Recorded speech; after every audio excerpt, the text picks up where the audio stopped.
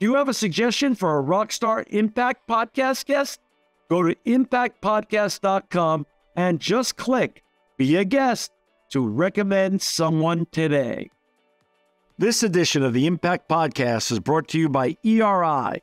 ERI has a mission to protect people, the planet, and your privacy, and is the largest fully integrated IT and electronics asset disposition provider and cybersecurity-focused hardware destruction company in the United States, and maybe even the world. For more information on how ERI can help your business properly dispose of outdated electronic hardware devices, please visit eridirect.com. This episode of the Impact Podcast is brought to you by Closed Loop Partners. Closed Loop Partners is a leading circular economy investor in the United States with an extensive network of Fortune 500 corporate investors, family offices, institutional investors, industry experts, and impact partners. Closed Loop's platform spans the arc of capital from venture capital to private equity, bridging gaps and fostering synergies to scale the circular economy. To find Closed Loop Partners, please go to www.closedlooppartners.com.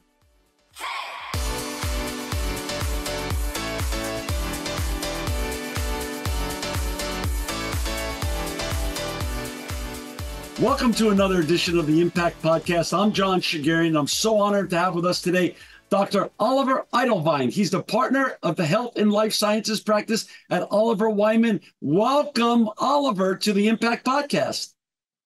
Hi, John. Thanks for inviting me. Really appreciate it. Hey, thank you for staying up a little late. I'm sitting here in Fresno, California, and you're sitting in Germany. Which part of Germany are you in right now? I'm living in Düsseldorf. That's on the western part of Germany.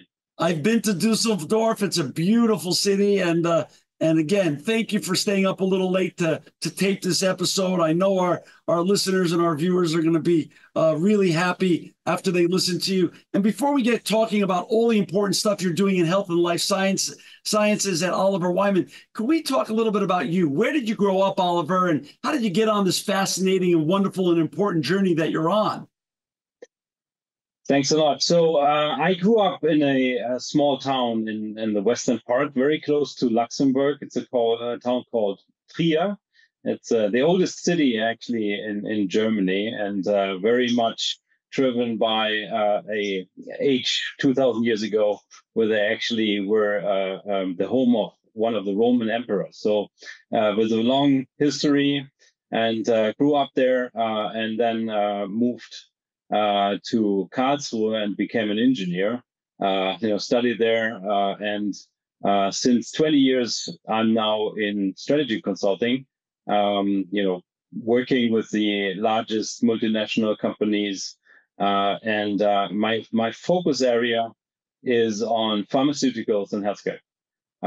So I'm working with large pharmaceutical companies, the large medtech companies, to understand how we can reshape and support human health at the end, right? And that's also what's been driving my engagement, and what's been giving me a lot of purpose and fun in the work I do. Oliver Wyman, explain, Oliver, what Oliver Wyman is for our listeners and viewers. That's a company that Oliver works at, Oliver Wyman, W-Y-M-A-N, oliverwyman.com. Explain what that is and how big it is and how far its reaches, so our listeners and viewers who are not familiar with it can get a better understanding. Sure, happy to do so. So Oliver Wyman is one of the top 4 strategy consulting firms globally. We roughly have 3 billion revenues in strategy consulting with practices or offices globally in all the key centers for commercial centers globally, and a very, very big part also in the US. We are part of a company called Marsh McLennan, which is a New York Stock Exchange listed company, and one of the largest also insurance companies in the world and professional service firms. So we are actually part of the U.S. Economic sphere quite heavily. And as a strategy consulting firm, we work across sectors, with all the key players that are out there, and help them, drive performance and impact. So, you know, your role as health and life sciences practice partner, explain what that means actually, Oliver.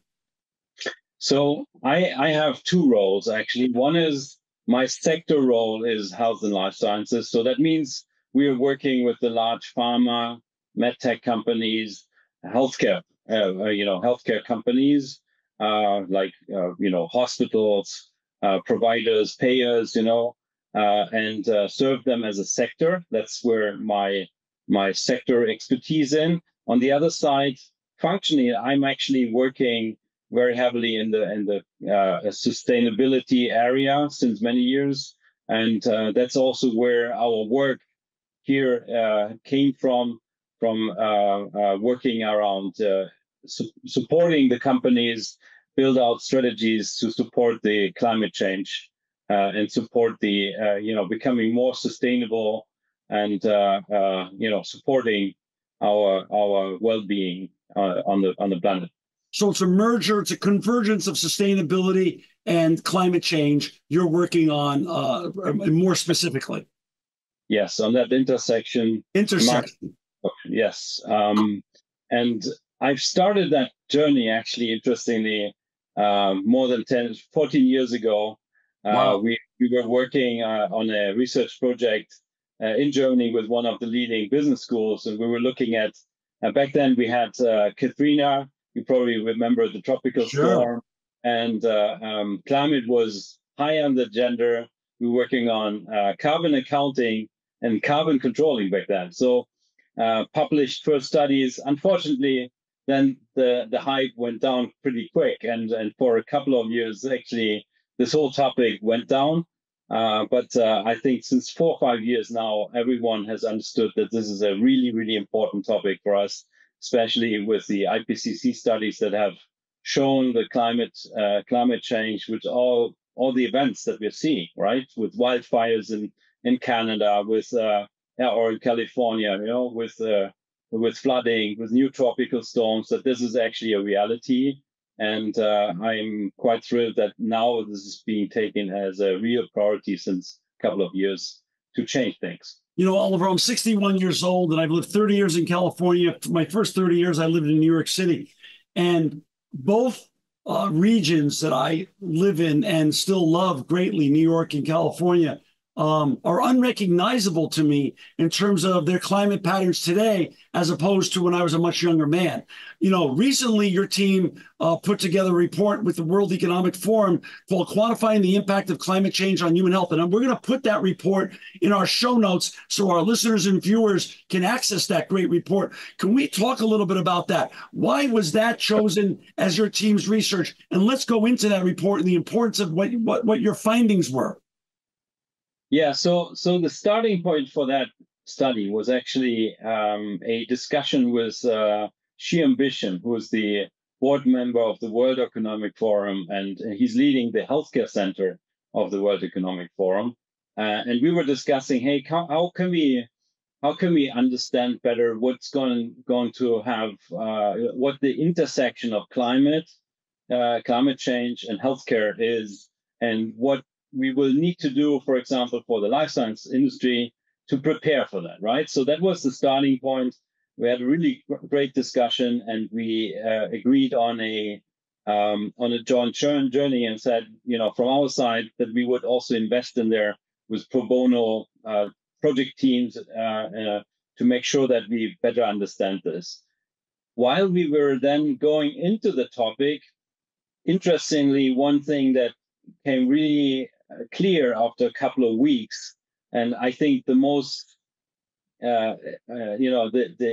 most interesting quote I got there was from a leading academic, actually from the US at Climate Week in New York, who said, look, we know better the impact of climate on our wildlife than on human health. And she was saying, hey, look, there is research, right? There's a lot of buckets that are being researched, but we're missing these big studies that really put the things together. And that was also very much in line with what we were seeing. We had a lot of different data points. We had qualitative views on what the impact could be, but there were no studies that would bring the things together or try to make one picture, one first starting point as a picture of how big the impact could be on both the human health part, so on mortality, on chronic diseases, and what does that mean in terms of additional burden for our healthcare systems and for our GDP? Because chronic people are less productive. So there's also major impact on on our well-being. So that was the starting point. So we actually then agreed to put a team on this for almost a year, pro bono with the WEF, and worked with them and various other partners. There was the Wellcome Trust in there. There was Rockefeller Foundation. We had discussions and interactions with the World Bank and the WHO to bring together a first piece. Charting the impact of climate on healthcare. That was the idea around it, and that kind of brought this to birth. Yeah. So for our viewers and listeners, first of all, for our viewers and listeners who just joined us, we've got Dr. Oliver Eitelwein with us. He's the partner of health and life sciences practice at Oliver Wyman. To find Oliver and his colleagues, please go to Oliver Wyman, WYMAN.com, oliverwyman.com. You could also find in our show notes, quantifying the impact of climate change on human health. We'll have that in the show notes. So let's just say this is the World Economic Forum today. Give us some of your key takeaways from this very important landmark report that you put together. And so our listeners and viewers who aren't familiar with this report, and also some of the impacts that climate change can have on all of our health around the world, what is really going on and how concerned should we be, Oliver? Sure, happy to do so. So I think let me start with one starting point that you need to choose whenever you go into this. So we used what is called the climate models. So basically the IPCC, that's the UN body that's doing all the research or pulling the global research on this together in yearly reports. They have generated different scenarios around the climate change and how that they can affect the different areas of the world. Yeah, and in this IPCC models, you will find 6 different major climate events, what we call, right? That you can that you need to understand then the impact on the human health. These 6 are wildfires. You've seen that quite intensively in Europe, in Mediterranean, in the US. You have droughts. If you go to Africa, for example, it's quite dramatic, and it will become even more dramatic. We have things like heat waves. We've seen that in the US, but everywhere else, that we have prolonged periods of a very high temperature with severe impacts on the population. And then we have the water or the precipitation-driven things like floods, which have severe impacts, especially on Africa, on Southeast Asia, but also other areas that can drive lots of vectors, so mosquitoes, etc., and diseases. And the last 2 are sea level rise. Yeah, so you all have heard about islands that will probably not exist anymore in 100 years.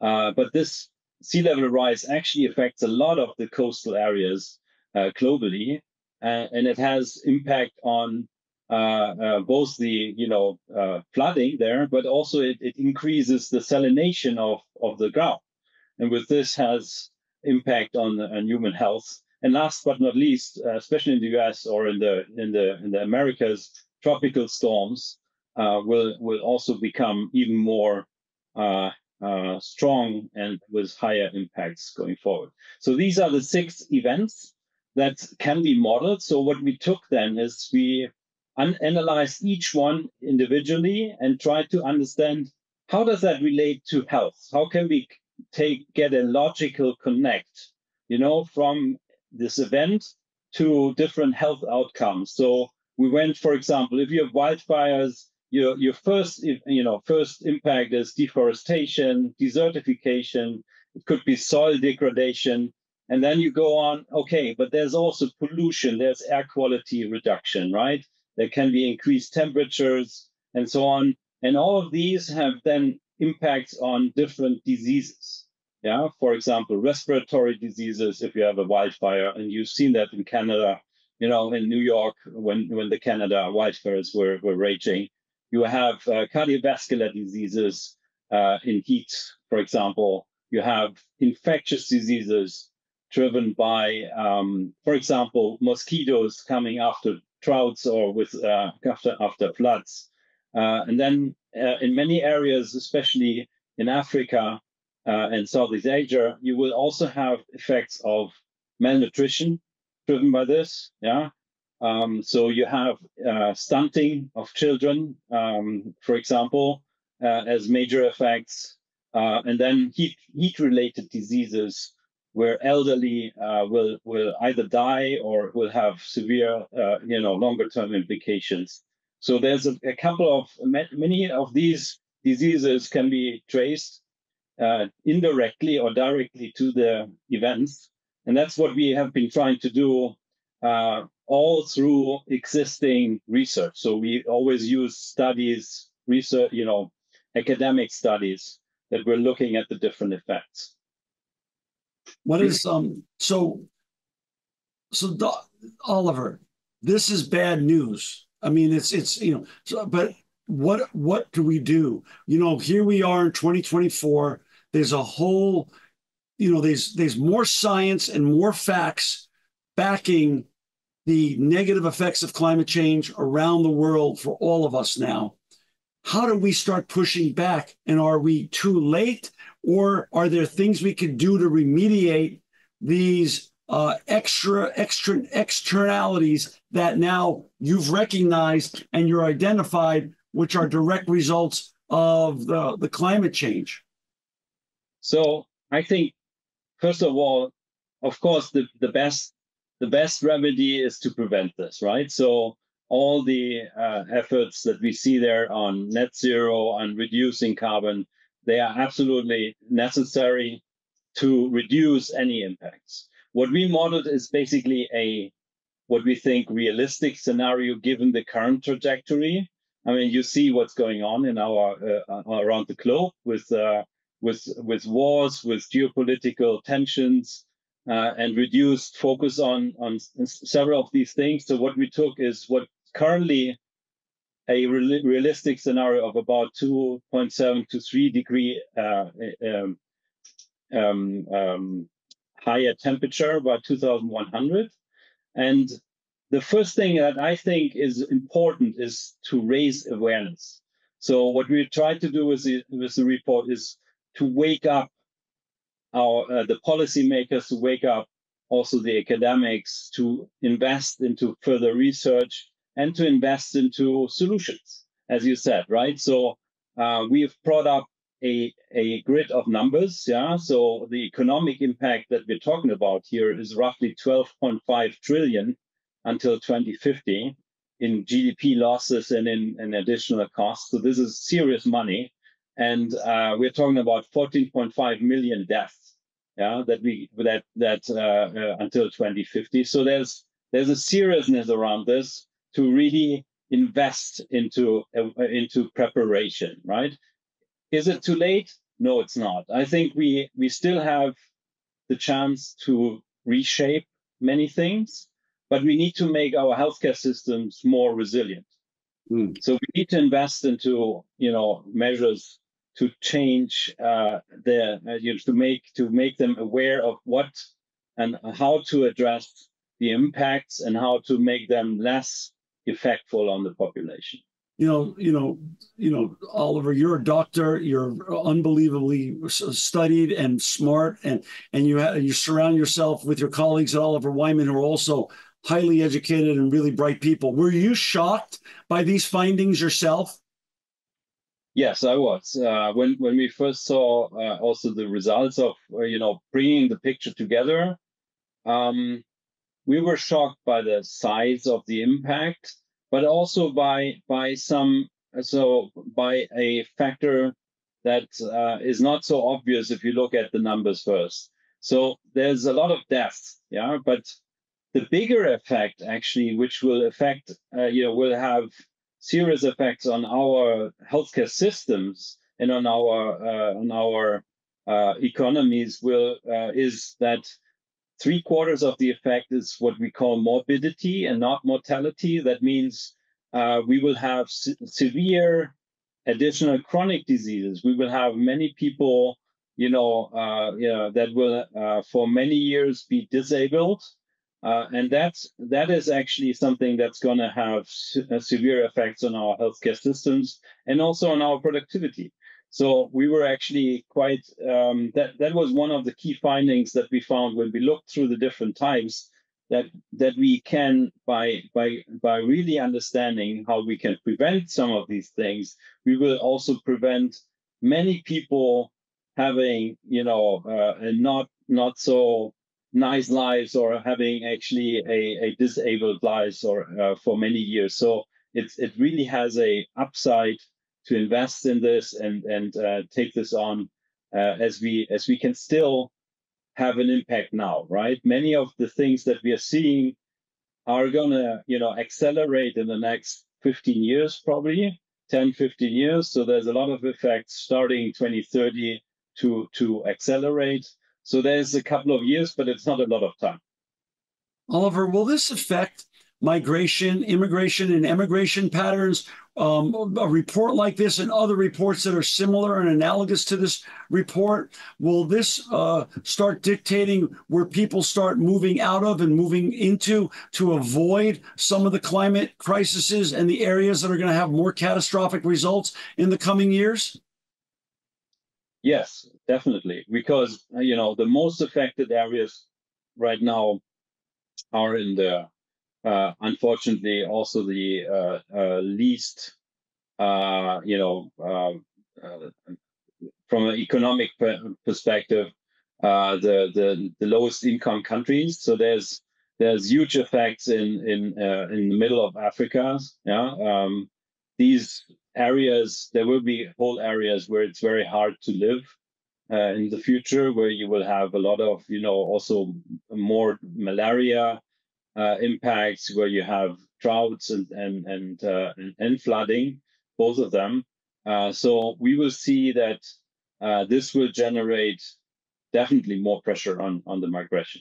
When you mentioned there's also going to be a rise in mosquito-borne diseases, I would assume that includes dengue fever and things of that such. Malaria, yes. And malaria. Let's also take it to the next subtle, if there's such thing as subtle, iteration. Would this also is it quantifiable to say that the impact of climate change on human health could also help precipitate the next pandemic? I wouldn't call it a pandemic, because Right. it's probably more. It will drastically increase the number of vectors. What we call vectors, basically Understood. the Right. features that can proliferate these diseases. So we will have a lot broader areas where we will see these diseases. And there's also a certain likelihood, but very limited studies yet, that they will probably also move into areas where today we wouldn't see them, right? So right. Be it Northern America, be it Europe. So there's as we increase the temperatures, actually, we also increase the likelihood and the ability of these mosquitoes to live there. So we will see, hopefully not in the same manner that we see it in Southeast Asia or Africa, but we can have more cases going forward. So, obviously Oliver Wyman is a very large multinational organization filled with bright people like you doing important work. Is there a division of Oliver Wyman, either in your division of health and life sciences practice or other divisions, working on the solutions to these kind of important, impactful reports that quantify the impact of climate change on human health? Yeah, so we continue our work for one, of course, because we see this as a very important area. So there's a continued effort in two regions. One is to help the private sector understand, the problem, really put it on their agenda, and also ensure that we have long-term incentives to have, for example, pharmaceutical companies, medtech companies, but also investors invest in this area. Yeah, the private sector needs to have certain funding for a longer time so that they can, make their innovation magic work. Right? It's a system that needs this as an incentive. I think this is important that we think about that. How can we engage that and enable that? Both in our economies, but also across, cross-country policymakers with the UN or with, large foundations, that we can enable this and make sure that there's innovation that can help us prevent things. So that's one area where we are working on. And the other one is also important, is on helping the healthcare systems understand the impact and understand what can be measures, what can be solutions for them to become more resilient. Yeah, and we see usually we see four areas that are important for resilient healthcare systems. One is what we call the resistance muscle.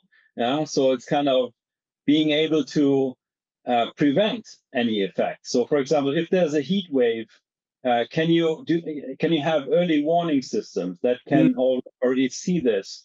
Can you have, for example, in Australia, there's workers will get a heat sensor so that you can watch the body temperature and don't go into the areas where you will have impact on your health, right? So there's a lot of things that you can do to prevent the impact or avoid, the spread of it. That's what we call the resistance muscle. And there's a second muscle that you need to build out, the recovery muscle. That's basically being able to enable a fast stabilization if something happened, if there was a flood, if there was, a wildfire, that you are able to act fast, give fast recovery measures around, care, around, being able to mitigate the damages, damage, right? Quickly, so that overall, we reduce the impact if we can, right? And this is something that healthcare systems need to probably build out, and we need the private sector to help them innovate around it, right? We need to have, smart digital health startups think about it, how we can bring technology into this game, right?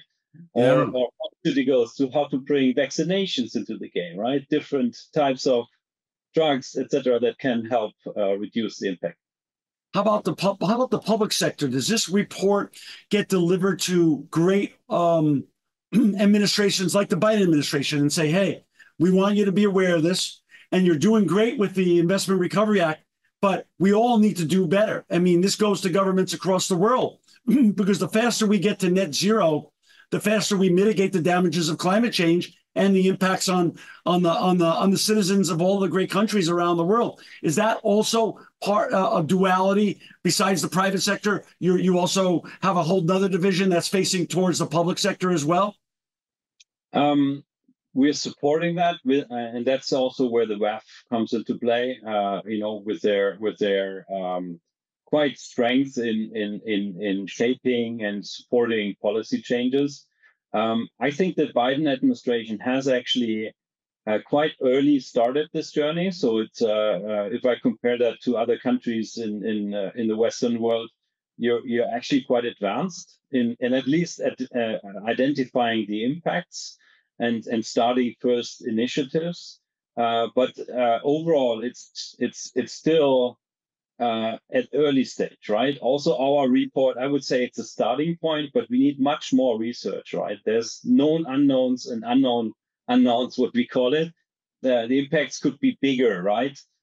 So it's in the responsibility, I think, of every country to investigate what the individual impacts will be, right? For the US, for the different states, to prepare the systems there.